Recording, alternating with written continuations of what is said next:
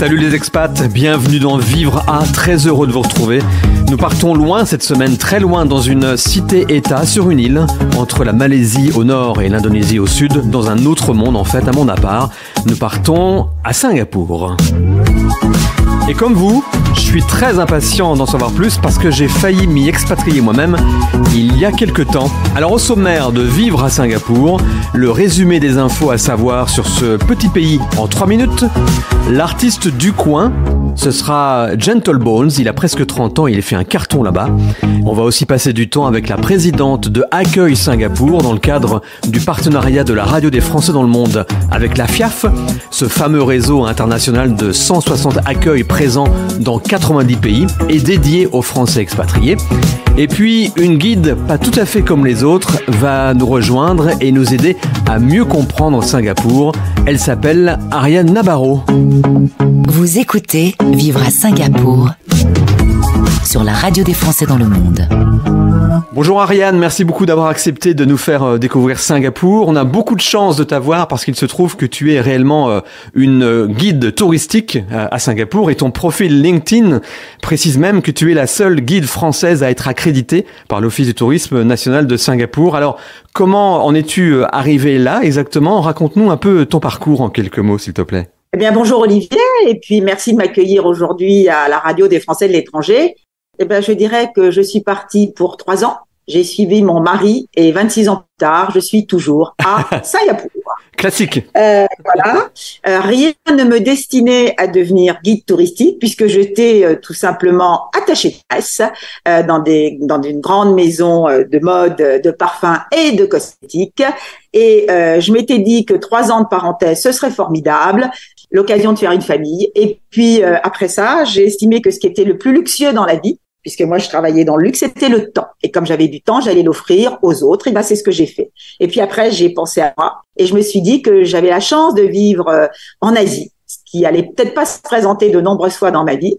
Et donc, je me suis intéressée à l'Asie. Et pour ceci, j'ai commencé par devenir guide bénévole dans les musées. 1 musée, 2 musées, 3 musées, 4 musées, 5 musées. Jusqu'au jour où, je suis devenue guide touristique professionnel.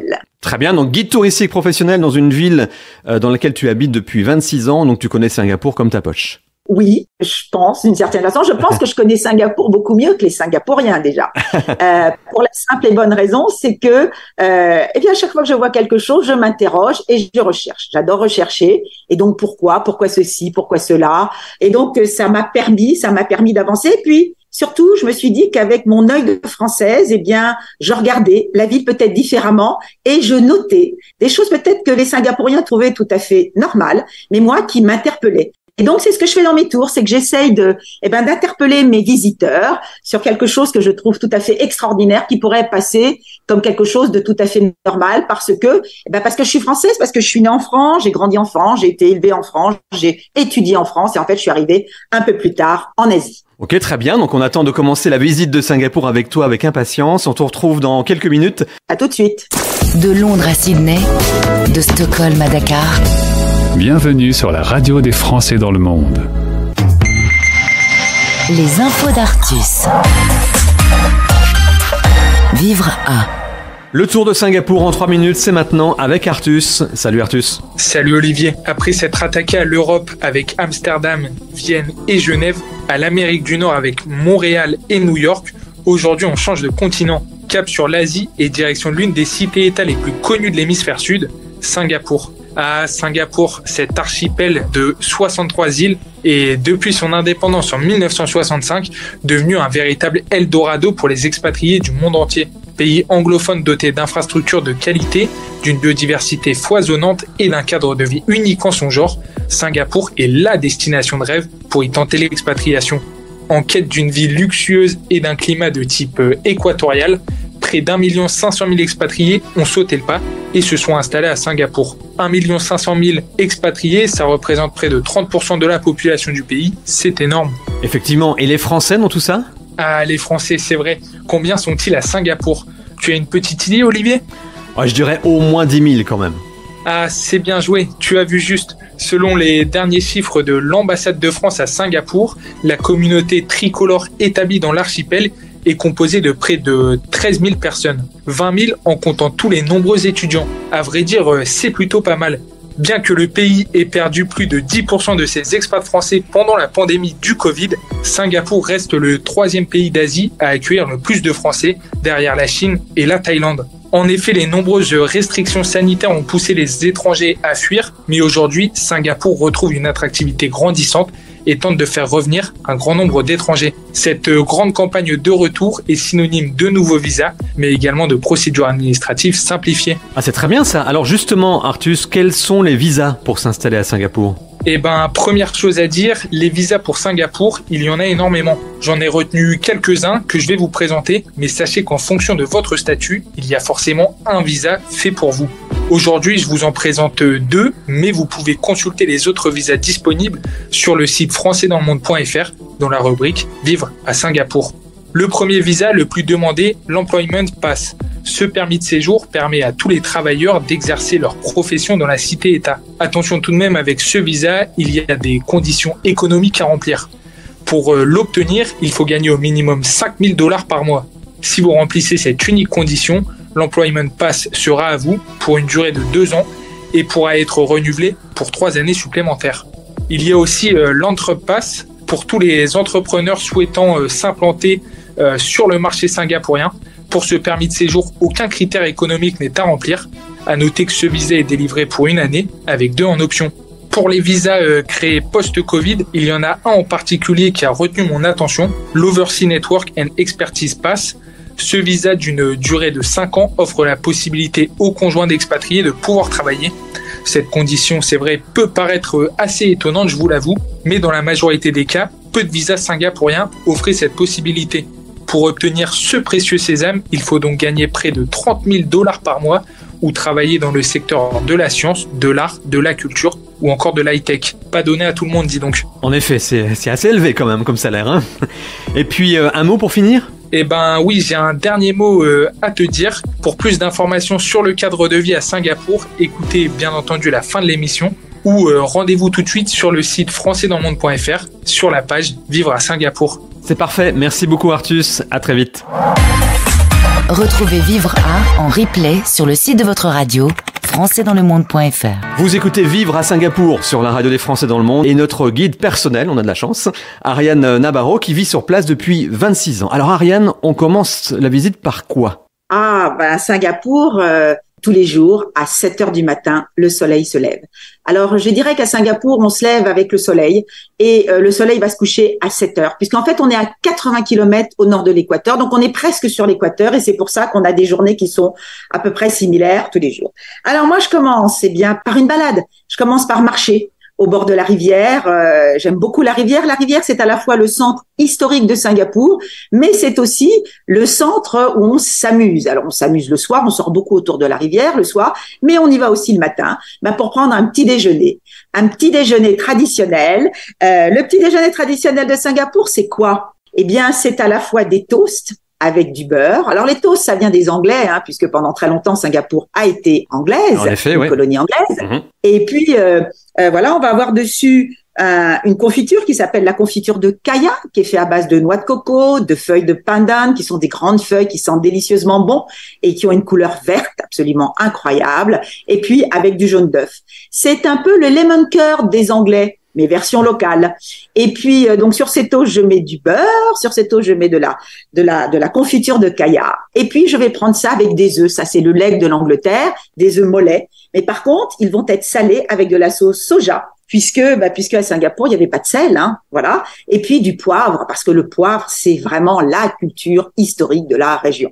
On va prendre ça avec du thé, ou du café. Alors, le café, on l'appelle le kopi. Et le thé, on l'appelle le thé. Voilà. Et puis, c'est le petit déjeuner de Singapour. Donc, au cours de ma marche, je vais m'arrêter à un moment donné pour prendre ce petit déjeuner. Alors, souvent, je vais m'arrêter dans une adresse qui m'est chère, qui s'appelle Kilinay. Et Kilinay, on en trouve à peu près partout puisque c'est aujourd'hui une chaîne d'endroits où on prend son petit déjeuner. Et tu fais ça en terrasse, par exemple ? Alors, absolument. Je fais ça en terrasse parce que moi, j'aime beaucoup être dehors malgré la chaleur et l'humidité puisque Singapour est extrêmement humide. On peut avoir jusqu'à 95% d'humidité. Mais bon, c'est comme tout, on s'y habitue. On s'y habitue.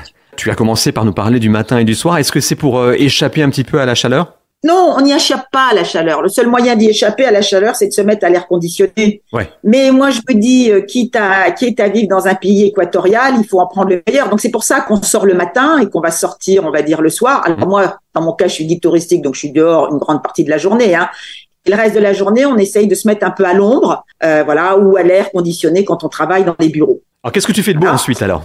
Alors, ensuite, qu'est-ce que je fais? Si je dois visiter Singapour, eh bien, ensuite, ce que je fais, c'est que je vais aller dans les quartiers. Alors, on a différents quartiers puisqu'on a différentes communautés. On est dans un pays qui est multiracial, multiculturel, multi. Et donc, soit je vais aller faire une balade à Chinatown, c'est-à-dire c'est la ville des Chinois. Soit je vais aller faire une balade à Little India, c'est-à-dire c'est la ville des Indiens. Soit je vais aller faire une balade à Kampong Glam. Kampong, c'est le mot pour dire village, et Glam, c'est un arbre qu'il y avait à profusion dans ce quartier. Et ça, c'est le quartier malais, c'est le quartier musulman de la ville, et c'est un quartier qui est aussi extrêmement joyeux et extrêmement heureux. Alors, on va trouver différentes activités. Si je suis à Kampong Glam, j'irai visiter la grande mosquée du Sultan, qui est absolument magnifique. C'est une mosquée royale. Si je suis à Little India, eh bien, j'irai visiter le temple hindou avec sa multitude de dieux. Et puis, si je suis à Chinatown, j'irai visiter le temple Sankretti, c'est-à-dire qui va regrouper 3 religions qui sont respectivement le taoïsme, le confucianisme et qui sont le bouddhisme. Et puis, ça, je dirais que c'est des incontournables, si vous venez visiter Singapour, voilà. Et puis, à un moment donné, je vais aller dans le quartier colonial, là où on a tous les bâtiments qui sont, on va dire, blancs, parce que Singapour, elle était blanche, Je dis souvent, Singapour, c'est un peu comme Alger la blanche. Singapour colonial était toute blanche. Et puis, ce que je recommande de faire, eh bien, c'est de prendre des petits bateaux, les anciens petits sampang, qui étaient les bateaux pour transporter les marchandises. Aujourd'hui, c'est un peu les bateaux mouches de Singapour. Donc, je vais recommander de prendre ces petits bateaux pour avoir une autre perspective de la ville, puisqu'on va regarder la ville de la rivière et encore une fois, de la rivière Singapour. C'est toujours très différent comme point de vue. Alors, les rivières, oui. Les rivières dans toutes les villes font que, en fait, un bâtiment, on va le regarder d'en bas. Au lieu de le regarder à niveau. Mais surtout parce qu'à Singapour, très, très souvent, on est sur des rooftops. On passe sa vie sur des toits. Parce qu'en fait, on a des bâtiments qui sont extrêmement hauts dans tout ce qui est le quartier des affaires. Et donc, on est comme un rien sur un 57e étage, à 51e étage, et on regarde très, très souvent la ville d'en haut. Singapour, il faut aussi la regarder le soir. Je dis souvent, Singapour est une ville qui vit encore plus le soir grâce à ses illuminations. Alors pour ça, je recommande d'aller sur un rooftop. Alors par exemple, c'est quoi? Eh bien, on va aller à la National Gallery de Singapour. Alors là, on va avoir 2 options. On peut y aller gratuitement, c'est-à-dire que je prends l'ascenseur, je monte au 5e étage et puis là, j'ai un espace où je peux admirer la ville totalement gratuitement. Mais moi, j'aime bien aussi aller prendre un petit verre.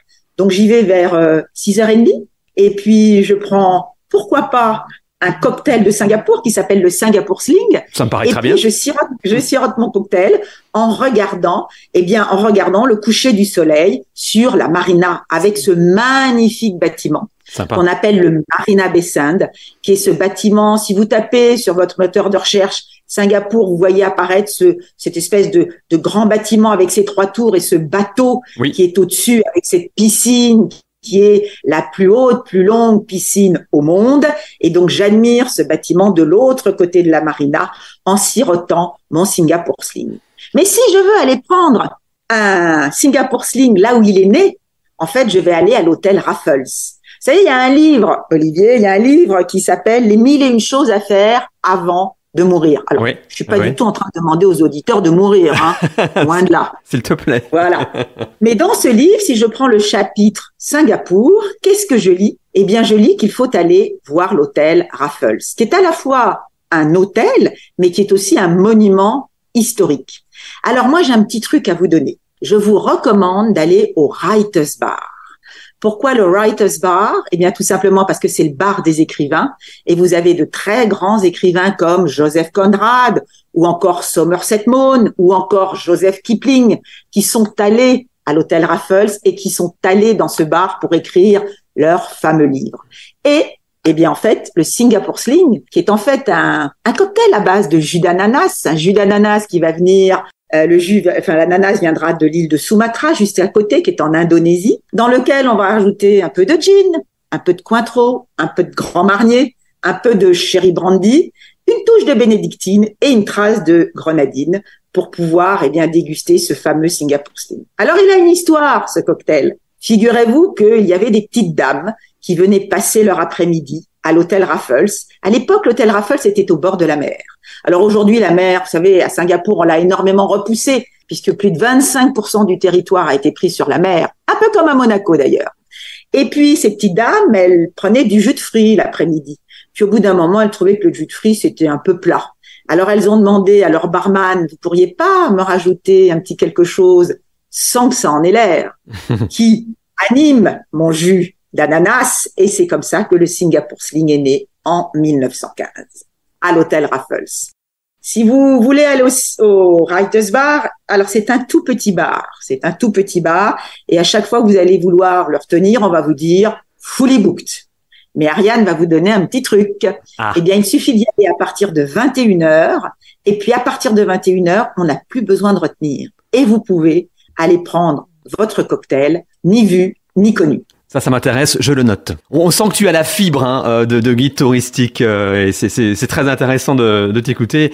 Et ça fait combien de temps que tu es guide exactement? Alors, je suis guide accrédité par l'Organisme national du tourisme depuis 12 ans. Mais en fait, je suis guide bénévole depuis une vingtaine d'années. Et je continue toujours à être bénévole parce que je trouve toujours qu'on reçoit beaucoup plus quand on donne. Donc, je continue toujours mes activités de guide bénévole dans les musées. Je le fais toujours avec très grand plaisir, ce qui me permet de rencontrer des gens aussi de tout horizon. Parfait, c'est vraiment un endroit unique, Singapour, et c'est pas fini. Deuxième partie de la visite dans quelques minutes avec toi. On va aussi échanger avec Marjorie tout à l'heure, qui est la présidente d'Accueil Singapour, qui fait partie de la FIAF, la fameuse Fédération internationale des accueils français et francophones d'expatriés. Découvrez les accueils de la FIAF sur la radio des Français dans le monde. La radio des Français dans le monde. Le podcast. Venez avec moi, on va aller faire une petite marche dans les jardins ou dans la jungle. On va à Singapour avec notre invitée de Accueil Singapour. C'est la présidente qui est avec moi, Marjorie de Cartangui. Marjorie, bonjour. Bonjour Gauthier, content d'être là. Pareil, content de faire ta connaissance grâce à ce partenariat avec la FIAF. Je me promène dans le monde et je découvre des lieux formidables. Tu vas m'en parler, mais avant on va parler de ton parcours si tu veux bien.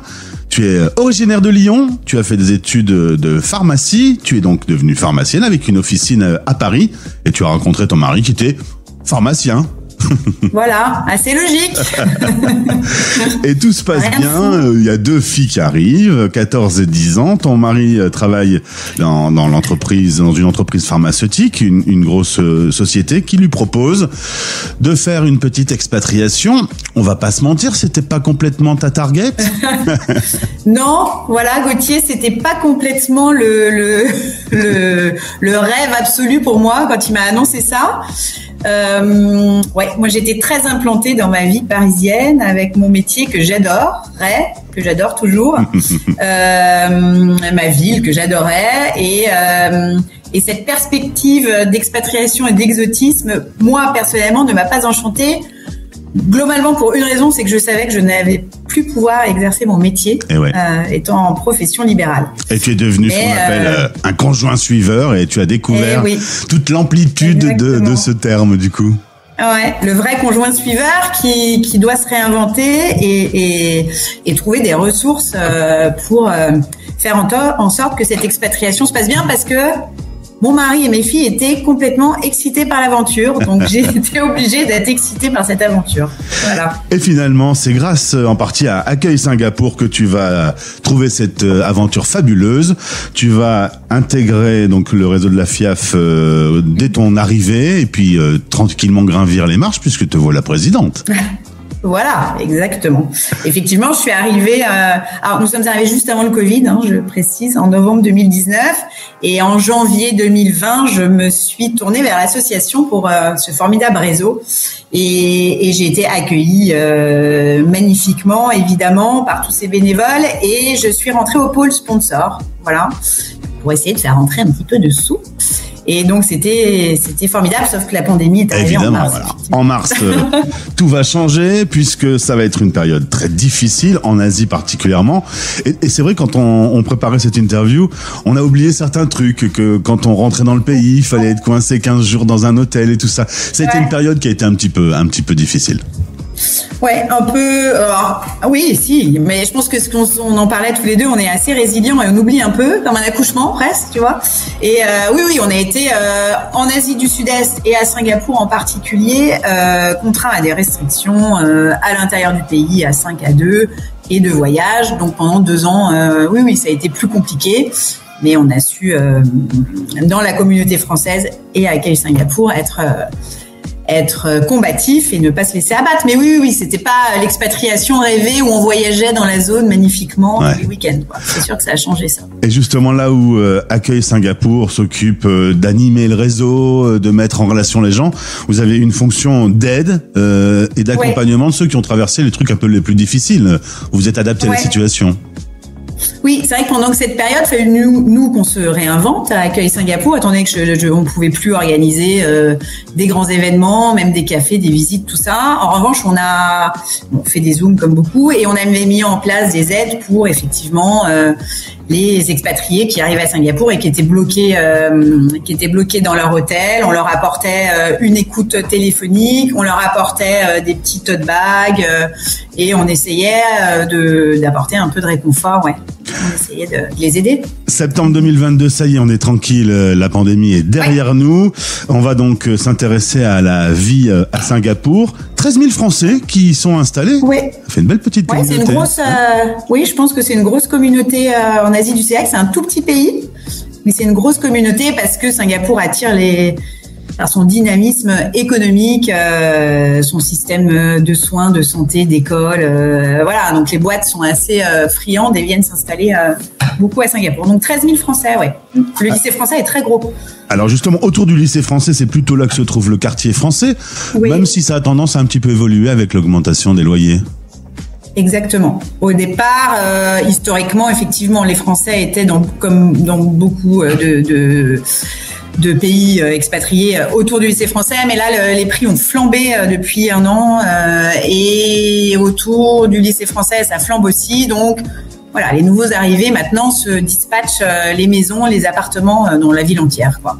Je vais te donner 2 expressions qu'on utilise couramment pour Singapour, tu vas me dire si c'est vrai ou pas. Un véritable hub pour l'Asie? Ouais, ça c'est vrai. C'est un hub pour les voyages, un hub pour le monde des affaires. Il y a beaucoup de colloques, de choses comme ça qui viennent. Un hub, est-ce que ça s'appelait un hub multiculturel aussi. Singapour, c'est vraiment une diversité culturelle aussi. Et une autre expression, on dit que c'est la Suisse de l'Asie. Ouais, ça aussi c'est vrai, parce que c'est très très très très très sécure. Je ne ferme jamais ma maison, moi par exemple, jamais. Je ne ferme pas ma maison à clé. Ah ouais. Donc quand on arrive de Paris, on se dit oula. Ah oui, tu vois. C'est un truc de fou. Ouais. On ne ferme pas notre maison. Vous pouvez laisser votre portable dans un resto, partir et revenir, il sera toujours là.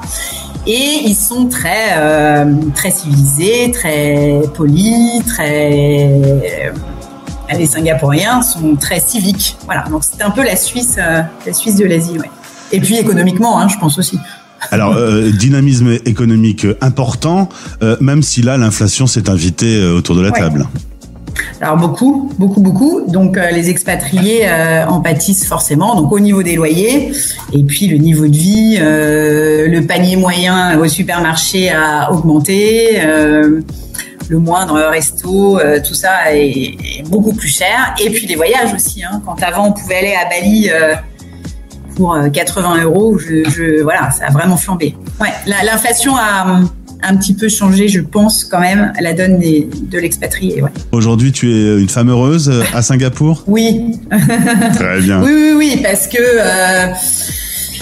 que c'est formidable, c'était une expérience familiale, même professionnelle. Enfin, professionnelle, c'est du bénévolat et c'est de l'associatif, mais c'est une ouverture d'esprit magnifique. C'est voyager, découvrir d'autres cultures. Je souhaite vraiment je le souhaite à tout le monde. Si c'est une chance dans une vie de faire cette parenthèse-là, en tout cas. Eh bien, si vous arrivez à Singapour, direction Accueil Singapour du réseau FIAF, et c'est Marjorie, la présidente, qui pourra s'occuper de vous et toute son équipe qu'on salue. D'ailleurs, vous êtes combien à travailler à Accueil Singapour?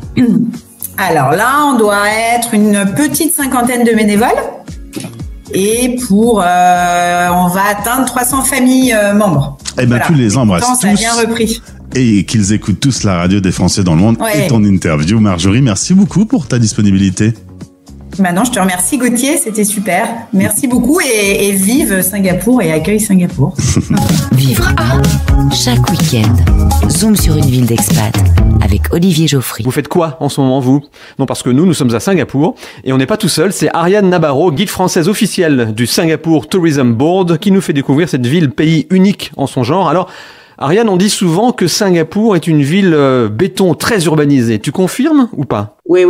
Alors, à Singapour, on va trouver pléthore d'immeubles, de bâtiments absolument incroyables, avec des architectes aussi incroyables que ces bâtiments, comme Pei, celui qui a fait la pyramide du Louvre, à Paris. Il a fait moins de 5 bâtiments à Singapour. On va trouver des Norman Foster, Sir Norman Foster, celui qui a fait le Gurkey à Londres.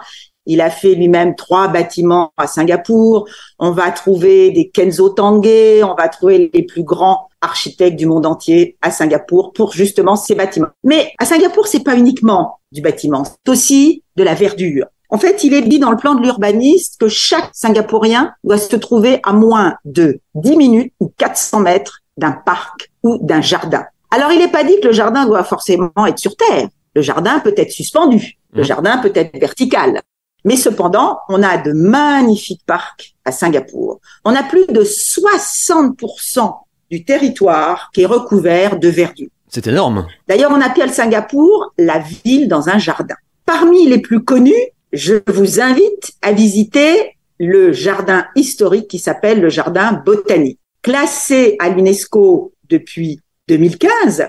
Et donc, on va avoir ce magnifique jardin. Et dans ce magnifique jardin botanique, qui date de l'époque des Anglais, puisqu'il a été créé en 1887, eh bien, on va trouver un merveilleux jardin à l'intérieur, qui est le jardin des orchidées, où vous allez avoir plus de 2000 orchidées, toujours en floraison, qui vous attendent dans ce jardin quand vous allez le visiter. Singapour, c'est la ville de l'orchidée. Le symbole de Singapour, c'est l'orchidée. Elle s'appelle d'ailleurs Vanda Miss Joaquin. Elle a été créée, c'est une hybride. Elle a été créée au 19e siècle par une mademoiselle Joachim. Et à une époque, eh bien, quand on prenait une certaine compagnie aérienne du pays, on vous offrait à chaque fois une orchidée. Et puis, il y a le deuxième jardin. Peut-être, Olivier, avez-vous entendu parler? C'est Garden by the Bay, avec les fameux 18 super trees. Oui, bien sûr, oui. On voit tout de suite la photo dans la tête, oui. Voilà, les super trees, ce sont ces structures métalliques sur lesquelles pousse de la végétation qui, quand on y va le soir, eh bien, en fait, on se croit au pays du film Avatar. Et donc, c'est absolument magnifique, mais il faut savoir que ces super trees, ils ne sont pas seulement décoratifs, ils ont des vocations d'écologie. Et par exemple, dans un de ces super trees, juste en dessous, on va avoir une structure d'incinération. Et on va ramener tous les feuillages de Singapour, tous les bois de Singapour, tout ce qu'on a coupé des arbres de Singapour dans cet endroit d'incinération. Et puis, on va le faire brûler. Et puis, on va récupérer de l'énergie.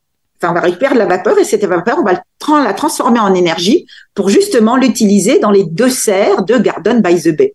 Voilà. Et puis, le soir, alors ça, c'est un truc que je vous donne.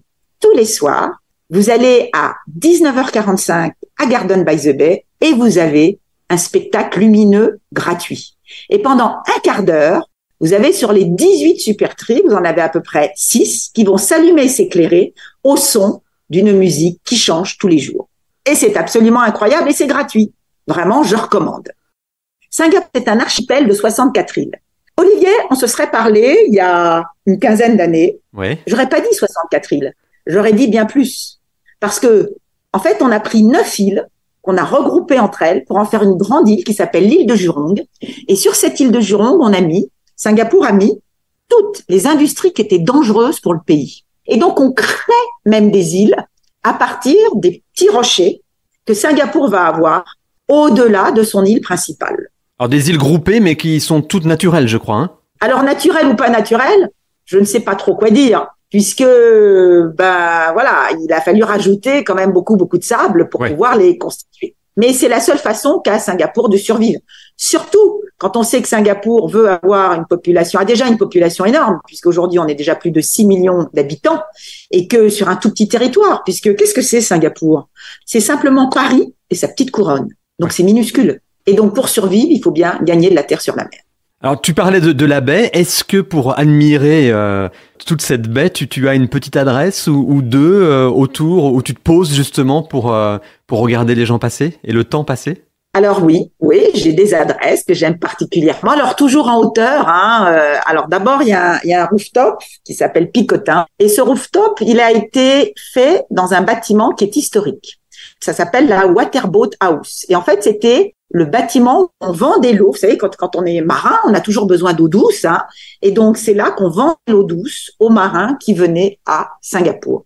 Et donc sur son toit, alors aujourd'hui on n'a plus besoin de vendre de l'eau, puis de toute manière aujourd'hui là où est située la Waterboat House, eh bien les bateaux n'y arrivent plus, hein, et c'est devenu un rooftop et on peut admirer cette marina de là. Alors j'ai un autre endroit aussi que j'aime particulièrement. Alors c'est un endroit qui est bien français puisque quand même au bout d'un moment quand on habite très longtemps à Singapour, on aime bien revenir à ses sources. Et cet endroit, ça s'appelle l'Entrecôte. L'Entrecôte, Bistro and French Fry. Et là, on a une vue exceptionnelle sur le Marina Bay Sands.